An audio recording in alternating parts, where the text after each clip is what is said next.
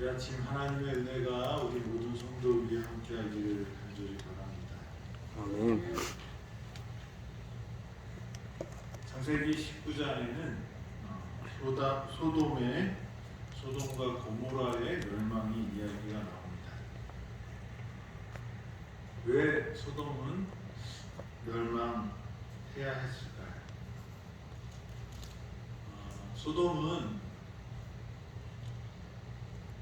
아주 비옥하고 아름다운 땅이었습니다. 창세기 13장 10절에 보면 여호와의 동산과 같았다라고 말합니다. 그만큼 소돔은 아름다웠고 모든 것이 풍족했습니다. 열대성 식물들이 무성했고 그곳은 종려나무, 감람나무, 포도나무 꽃들이 1년 내내 향기를 뿜고 풍부한 수확물을 내는 그런 곳이었습니다. 양과 가축대도 그 주위의 산들을 덮을 만큼 풍족하고 아름다운 곳이 소돔과 고모라의 평지였습니다. 그래서 롯은 아브라함과 그 종들이 문제가 생겼을 때 풍족한 이 소돔을 향하여 가게 되었던 것입니다. 그리고 뿐만 아니라 이런 풍족함을 가지고 이 소돔은 예술과 상업 이렇게 부유한 것들을 가지고 이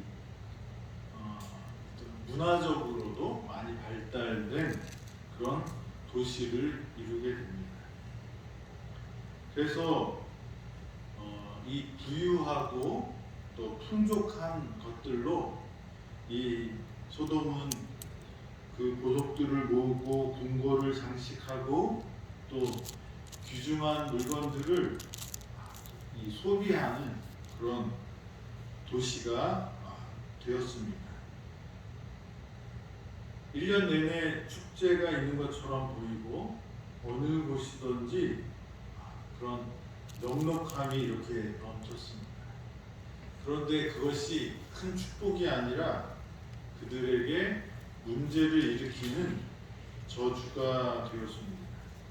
지나친 부요는 사치와 교만의 원인이었다. 게으름과 고요함은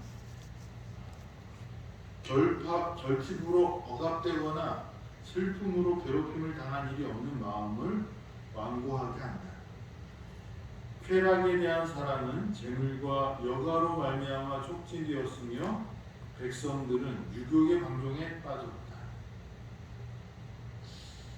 저희가 자녀들을 키울 때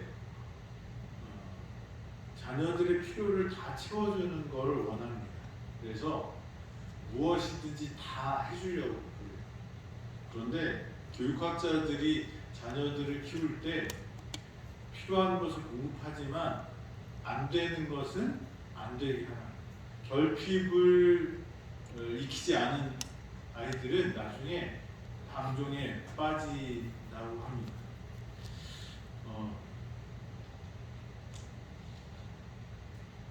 저희가 아이들을 키우면서 느낀 것 중에 하나는 세상이 참 쉽게 살아요. 무엇인가 이렇게 자기가 하고 싶으면 해주세요. 그리고 끝이에요. 그리고 그 결과들이나 그 노력들에 대해서는 생각을 별로 안 해요. 그런데 우리 큰아들이 이제 자기가 아르바이트를 하면서 돈을 벌어보더니 그전에는 뭐 말만 하면 뭐 내가 해주지 이런 식으로 막 큰소리 빵빵 치고 처음에 돈 벌 때는 이제 그렇게 돈을 쓰더라고요. 자기는 돈을 쓰기 위해서 돈을 번다 그러면서. 근데 요즘에는 이제 그 돈의 가치를 일하면서 터득하는 거죠. 그게 어떻게 자기한테 하고 자기 관리를 해야 되는지 아니까 그 돈을 더 가치 있게 쓰려고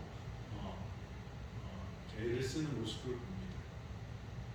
이 소돔과 고모라에 하나님께서 많은 축복을 주셨어요. 기후의 축복, 토양의 축복.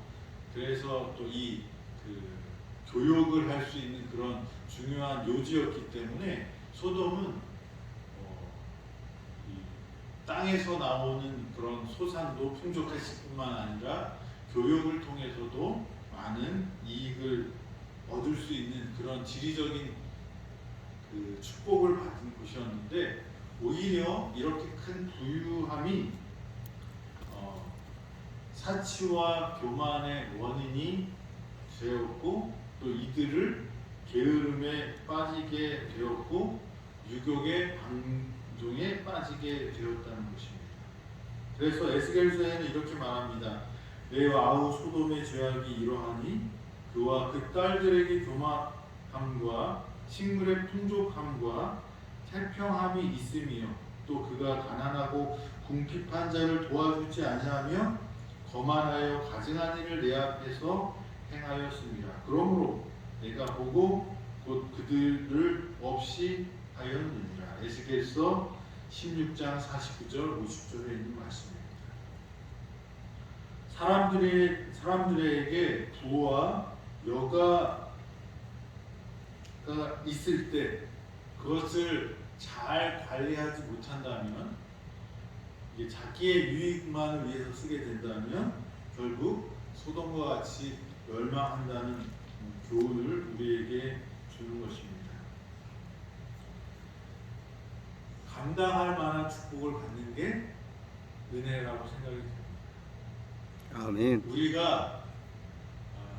우리는 많은 걸 좋아해, 강한 걸 좋아해. 그런데 많고 강한 것들을 자꾸 채우다 보면 진짜 중요한 것을 잃을 수 있습니다.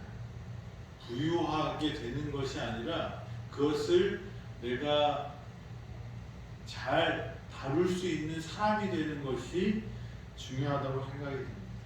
돈이 많은 것이 중요한 것이 아니라 그 돈을 잘 사용할 수 있는 사람이 될 때 그 돈은 축복이 되는 것입니다.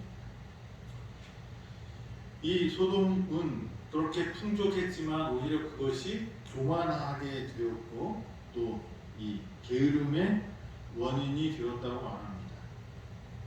게으른 생활은 사단의 유혹에 밥이 되게 한다고 말합니다. 하나님의 형상을 훼손시켰고 하나님처럼 하나님을 닮아가기보다는 악마같이 되었다는 것입니다. 게으름은 사람에게 닥칠 수 있는 큰 저주입니다. 왜냐하면 악습과 범죄가 그것에 잇따르기 때문에.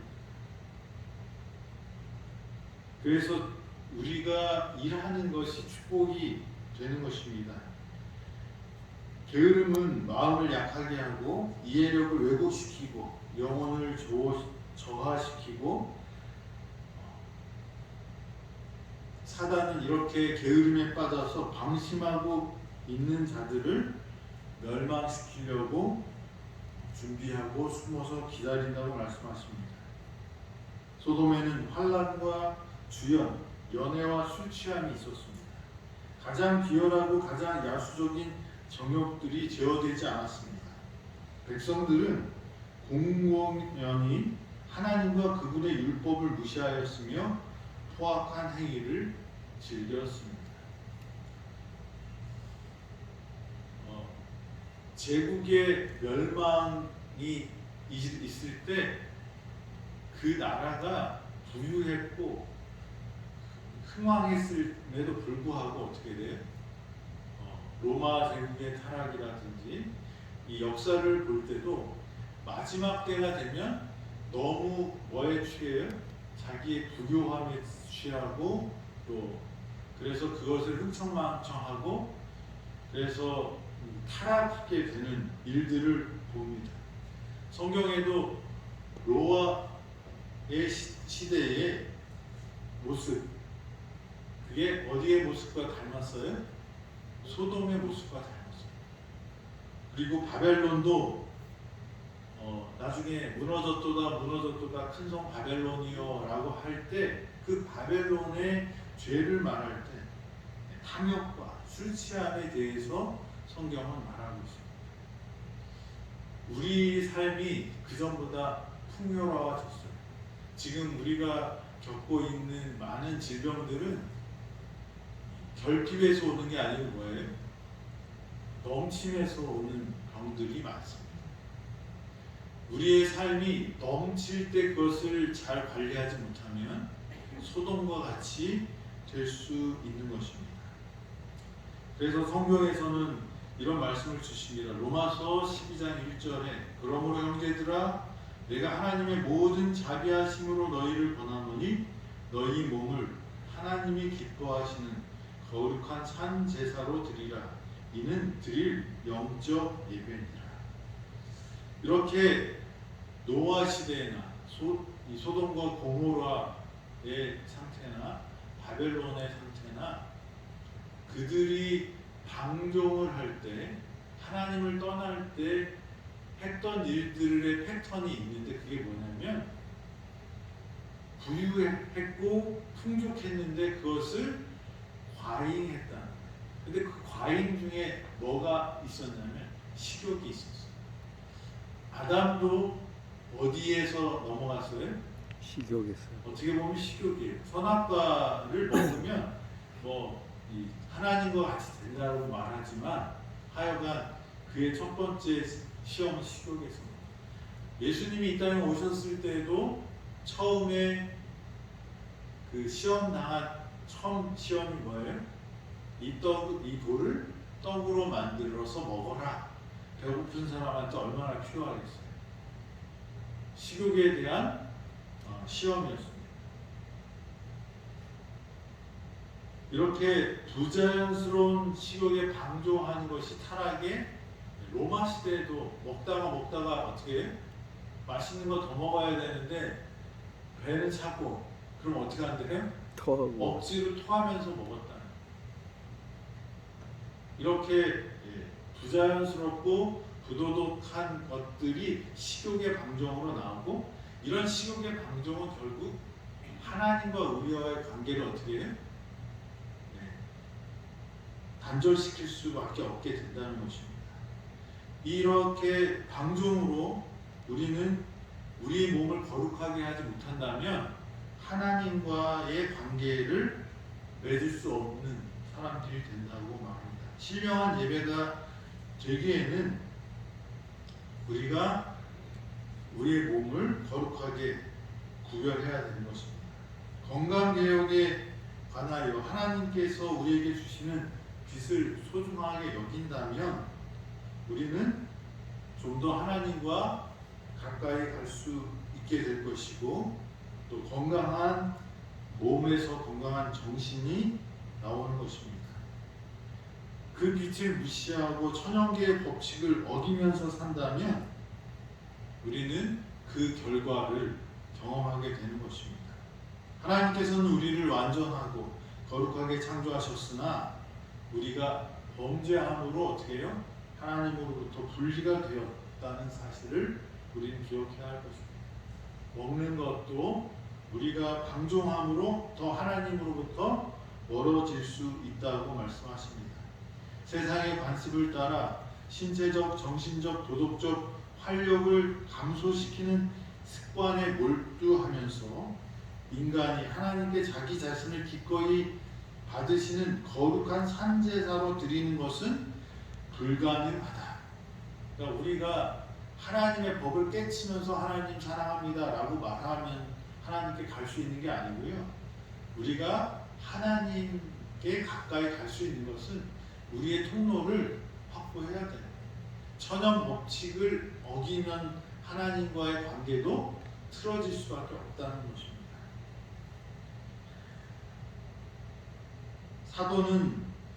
사도 바울은 이렇게 말합니다. 너희는 이 세대를 본받지 말고 오직 마음을 새롭게 함으로 변화를 받아 하나님의 선하시고 기뻐하시고 온전하신 뜻이 무엇인지 분별하도록 하라. 마음만 있으면 해결되는 것이 아니라 우리가 어떻게 살아야 돼요? 하나님의 말씀에 순종할 때 우리는 하나님께 더욱 가까이 갈 수 있다는 것입니다.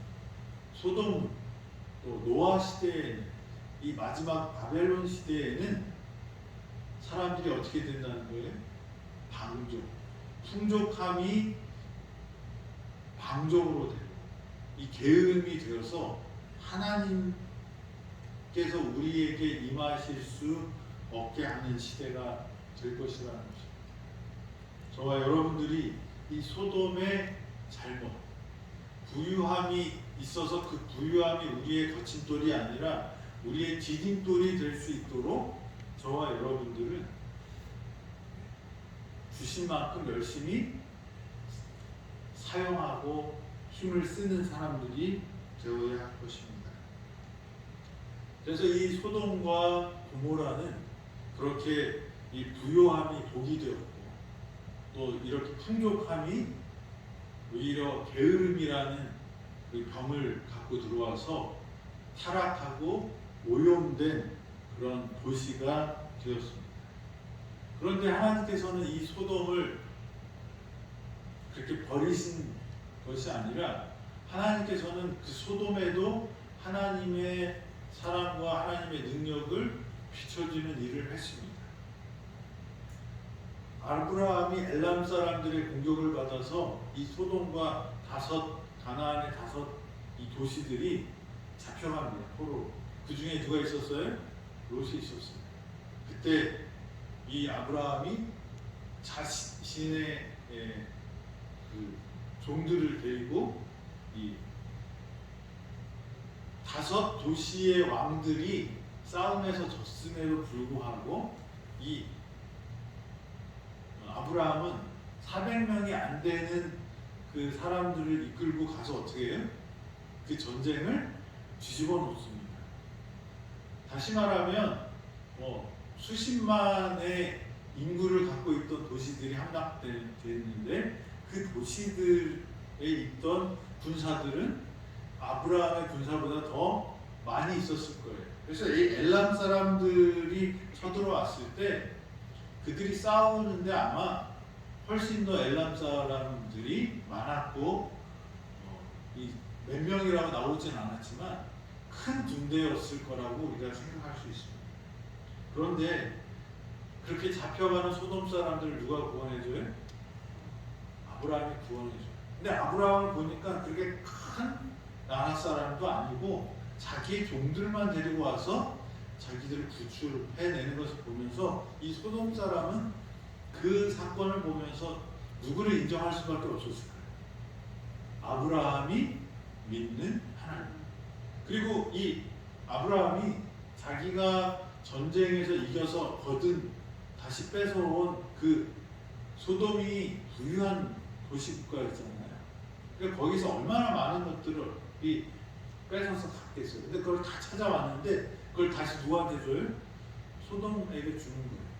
보통 이 전쟁에서 구원을 해준 사람이 어떻게 할 수 있어요? 생명은 자유를 주겠지만 거기에서 나온 모든 전리품들을 누게 되는 거예요. 전쟁에서 이겨준 사람께 되는 거예요. 그게 그 당시의 관습이었어요. 그래서 소돔 왕이 우리를 구해줘서 고맙다고 그러면서 이 얻은 모든 건 다 네가 가져라. 우리는 우리 생명으로도 족하다. 이렇게 얘기하지만 아브라함이 어떻게 해요? 다 돌려줍니다. 상식적이지 않은 일을 합니다. 그래서 이 소돔 사람들이 아브라함에 대해서 알았을까요? 몰랐을까요? 아브라함을 통해서 롯을 통해서 하나님의 사랑의 빛이 그들의 마음에 비쳤습니다. 그리고 그들이 고마워했을까요? 안 했을까요? 당연히 고마워했겠죠.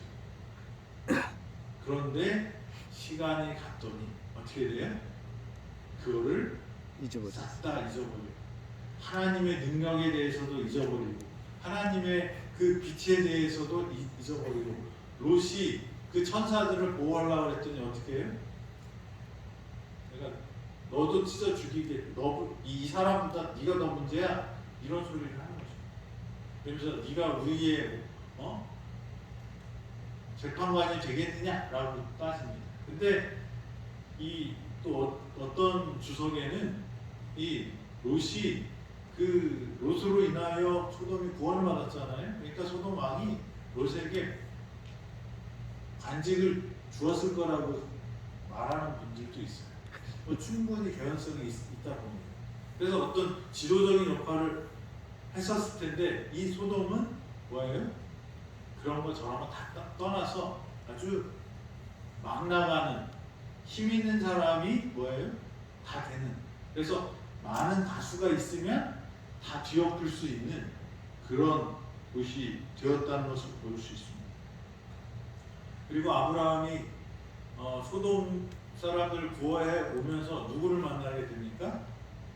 멜기세덱이라는 사람을 아니면서 제사장. 근데 그 멜기세덱에게 뭘 드려요? 11조를 드리면서 이 전쟁이 누구에게 속한 것이다? 하나님께 속한 것이다. 그러니까 소돔 사람들은 듣도 보도 못한 일을 누굴 통해서 경험하게 됩니까? 아브라함을 통해서 경험하게 됩니다. 이 아브라함을 통해서 이 소돔 사람들은 참 하나님에 대해서, 이 전쟁에 능한 하나님에 대해서, 그리고 자기보다 미개하다고 생각했던 이 유목민이었던 이 아브라함이 자기들보다 훨씬 고상하고 아름다운 신앙을 갖고 아름답게 사는 모습을 보았어요. 그리고 그들의 마음에도 무슨 마음이 있었을까요? 처음에는 그를 닮아가려고 했던 마음도 있었을 것이라고 생각이 됩니다. 그러나 그 하나님께서 주신 아브라함을 통해서 롯을 통해서 주신 그 빛을 거절하는 사람들이 되었다는 것입니다. 하나님은 심판을 그냥 어디 한번 두고 보자 이렇게 보고 있다가 심판을 하시는구나. 하나님은 심판을 하시는데 뭐라고 말씀하세요? 천사들이 왔을 때 내가 이곳에서 부르짖는 그 고통의 소리를 들었다고 말합니다. 다시 말하면 하나님의 심판은 억울한 사람들의 그 부르짖음을 들어주는 거예요. 우리는 심판을 악한 사람을 이렇게 혼내는 거에 초점을 맞추고 복수하는 거에 초점을 맞추지만 하나님은 그 일이 더 이상 벌어지지 않도록, 그리고 지금까지 잘못해왔던 것들을 바로잡도록 하기 위해서 주시는 거죠. 그리고 경고를 주시고 그들에게 하나님을 한 번 더 나타나십니다. 천사들이 왔을 때도 이 롯을 통하여 그들의 양심에 호소합니다. 형제들아 그러면서. 왜 롯과 무슨 관계가 있어요? 형제가 아니에요. 그런데 형제들아 이러지 마시라. 우리가 이렇게 하면 안 된다고 롯이 간청을 했을 때 그 사람들이 언제 네가 우리의 재판관이 되겠느냐 그러면서 너부터 손 좀 봐줘야 되겠다 이렇게 나오는 거죠. 하나님은 소돔을 멸망시키는 것이 목적이 아니라 그들이 바뀌기로 말합니다. 우리가 어려움을 당할 때 내가 천벌을 받았지라고 생각하는 양심을 갖고 있는 사람들이 있어요. 그런데 하나님이 진짜 원하시는 것은 내가 천벌을 받는 것을 원하시는 게 아니라 뭐예요? 깨달았을 때 어떻게 하기를 원하시는 거예요? 내가 잘못한 걸 깨달으면 어떻게 돼요? 회개하고 돌이키기를 원하십니다. 소돔에게도 하나님께서는 계속 기회를 주셨어요. 노아에게도, 노아 시대에도 노아 시대의 사람들에게 하나님께서 어떻게 해요? 방주에 들어가라고 말씀하셨어요. 하나님은 사랑이십니다. 그래서 우리를 구원하실 수 있는 분입니다. 그렇지만 하나님은 또한 뭐예요? 사랑이 지켜지기 위해서는 뭐가 있어야 돼요? 공의가 있어야 돼요. 심판이, 하나님은 사랑이기 때문에 심판이 없다고 말하는 사람도 있지만 성경은 분명히 뭐가 있어요? 심판들이 기록되었고 심판이 있을 거라고 말씀하십니다. 그것이 하나님의 공의고 그 공의가 사랑이라고 성경은 말하고 있습니다. 저와 여러분들이 이 소돔의 멸망을 보면서 우리가 하나님의 마음을 이해하고 우리가 만약에 소돔과 같은 죄에 빠졌다면 어떻게 하면 된다는 거예요? 회개함. 돌이키면 된다는 거예요. 천사가 멸망시키러 왔을 때라도 어떻게 해요? 돌이키기로 합니다. 그래서 하나님께서는 요나서를 우리에게 말씀하십니다. 니느웨가 멸망받아야 마땅한 곳이고 멸망을 예언했지만 니느웨 사람들이 회개했을 때 어떻게 해요? 은혜를 베푸시는 모습을 우리는 볼 수 있습니다. 아멘. 번영과 향락에 빠져서 게으르고 방종에 빠져 사는 이 소돔 사람들에게 하나님이 찾아오셨지만 아브라함을 통해서 말씀하셨지만 롯을 통해서 말씀하셨지만 그들은 회개하지 않았기 때문에 결국 멸망되었다는 것입니다.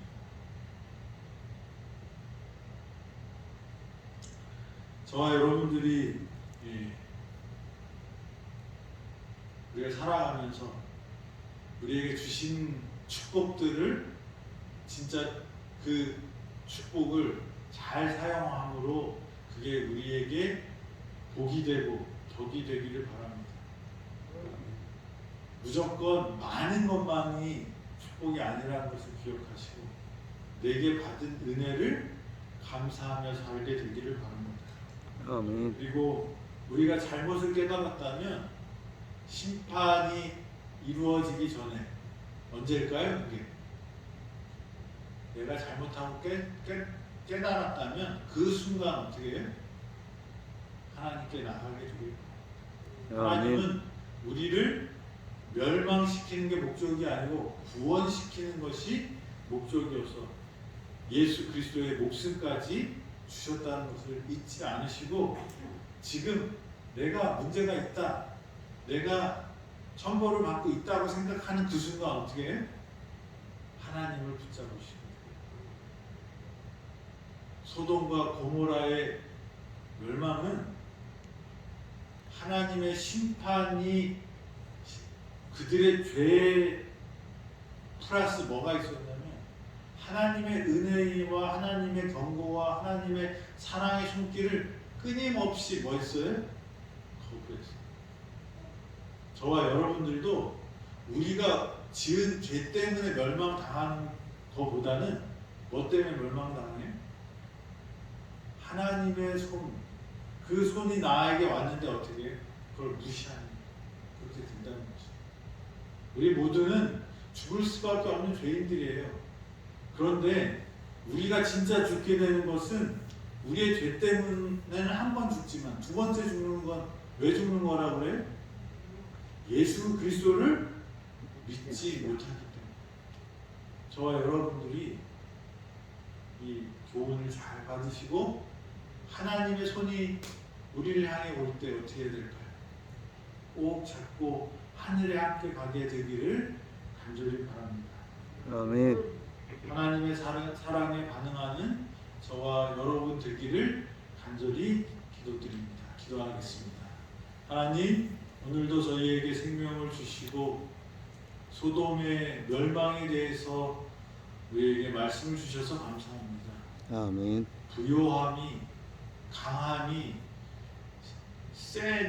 힘이 센 것이 우리에게 축복이 될 수 있도록 도와주시고 오히려 그것이 저주가 되지 않도록 하나님을 의지하는, 하나님을 믿는 백성들 되도록 인도하여 주시옵소서. 하나님께서 우리를 찾아오실 때 그 음성을 꼭 듣고 반응하는 저희들 되어서 멸망에 빠지지 않고 구원에 이르는 당신의 자녀들 되도록 주님 인도하여 주시옵소서.